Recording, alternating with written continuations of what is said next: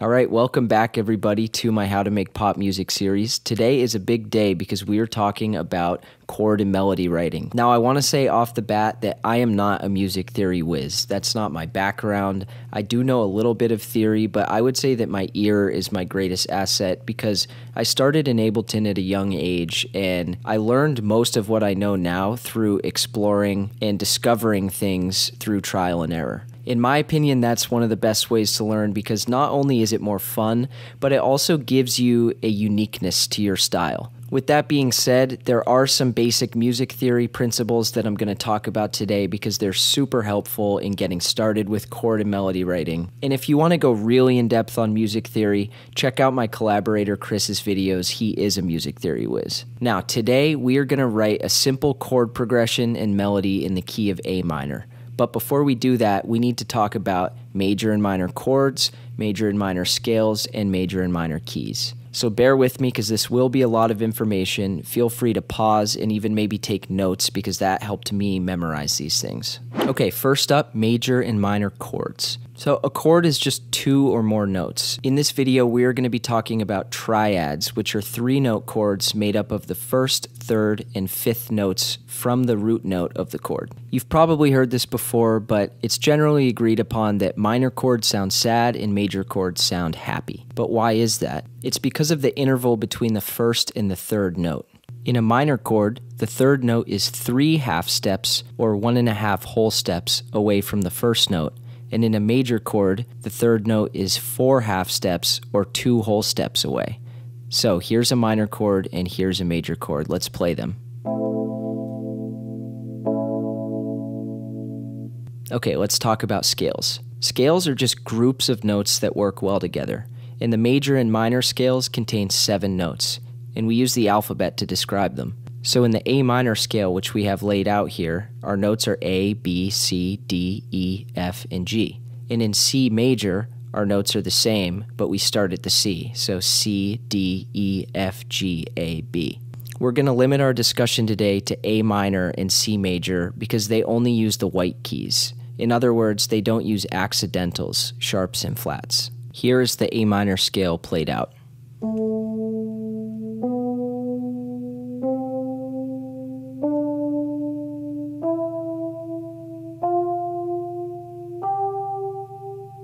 Okay, let's talk about major and minor keys. Similar to scales, major and minor keys contain 7 diatonic chords, which is just a fancy word for saying chords that contain only the notes within that scale. Now this is really important. Just because we're in the A minor key, for example, doesn't mean that every chord in that key is going to be a minor chord. For major keys, our diatonic chords will be listed in Roman numerals from 1 to 7 as follows: major, minor, minor, major, major, minor, and diminished. For minor keys, our diatonic chords will follow this pattern: minor, diminished, major, minor, minor, major, major. Notice that the pattern is the same, but the minor starts from the 6th position of the major pattern. So here on the screen, I've written out all the diatonic chords in A minor, and we'll see that the chords follow this pattern. Our first chord is A minor, and we can tell it's a minor because the third is only 3 half steps away from the first. Our second chord is diminished, which is just like a minor chord, except we take the 5th and flatten it. Our third chord is C major, and we can tell it's major because our third is 4 half steps or 2 whole steps away from our root note. Then we have D minor, E minor, F major, and G major. Let's play out all these diatonic chords in the A minor scale.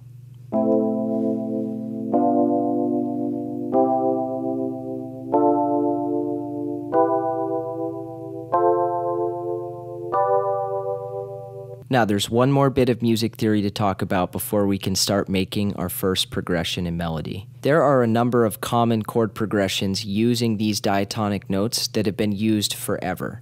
And it's important to note here that nobody owns a chord progression. So with these common progressions in particular, there are hundreds, if not thousands of songs using them, and it's up to you to be creative and make something different out of them. We denote these chord progressions using Roman numerals. So each diatonic chord has a Roman numeral. Roman numerals in lowercase represent minor chords, and Roman numerals in uppercase represent major chords. So the two common chord progressions I'm going to share with you today are the 1, 3, 6, 7. Hey, so I decided that it would be a little smoother if we just stuck to one chord progression, so we're just going to do the 1, 3, 6, 7. Okay, so let's start with the 1, 3, 6, 7 progression. And we're in A minor, so our one chord is going to be A minor. So I'm going to start with the A, and then I'm just going to hold Option and click to create a new note off of there. And we're a minor chord, so we're just going to go up 3 half steps, and then we're going to go to our 5th. And if you're confused about that, it's the 5th from A. So A, B, C, D, E. When we're counting thirds and fifths, we always start by counting our root note A. You don't want to go B, C. We start A, B, C, D, E. E is our 5th, so we need an E. So there's A minor. Now we have our 3 chords, so we have A, B, C, and it's going to be major, so we need a C major. So I'm going to take this C here, and then I'm going to go up 2 whole steps, or 4 half steps, and then our 5th from C, C, D, E, F, G. We need a G. So there it is. So now we need our 6 and our 7, and these are also both major. So A, B, C, D, E, F, and G is what we want. So let's start with the F. So I'm going to find the F here, and then we're going to go up 2 whole steps, and the 5th is C. And then G. Where's G? I know my alphabet.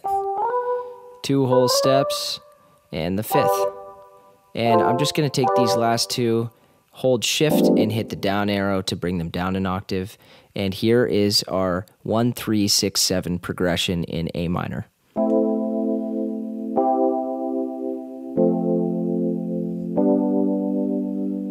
Okay, so there is our 4 chord progression in A minor. Now let's do a melody. So if you recall earlier in the video, I said we were sticking to A minor and C major because they only use the white keys. I'm just going to stick to white keys, but I don't have anything in particular in mind. I'm just going to kind of see what I like. And this is where using your ear can be really helpful. One trick that I kind of like to do is get a little melody idea, repeat it 3 times, and then change it on the 4th time.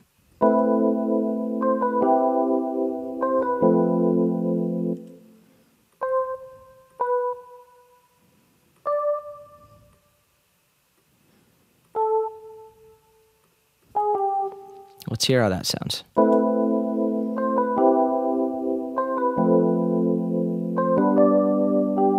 Oops, I missed the timing a little bit.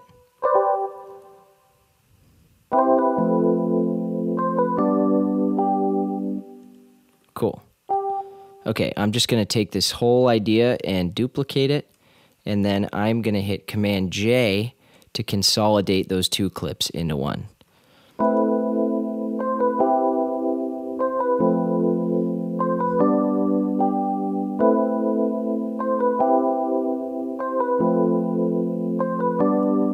Okay, and then in the last time we can just change this up a little bit.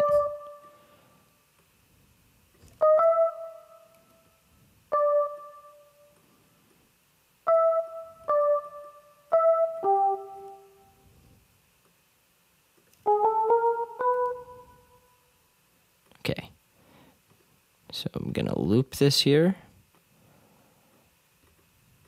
and let's take a listen.